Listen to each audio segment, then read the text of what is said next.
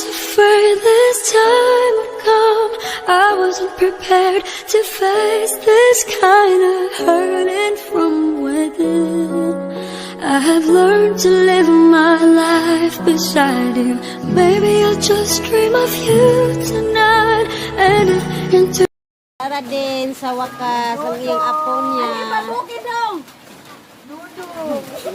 Kailan makakanagulo? I was afraid this time would come. I wasn't prepared to face this kind of hurting from within.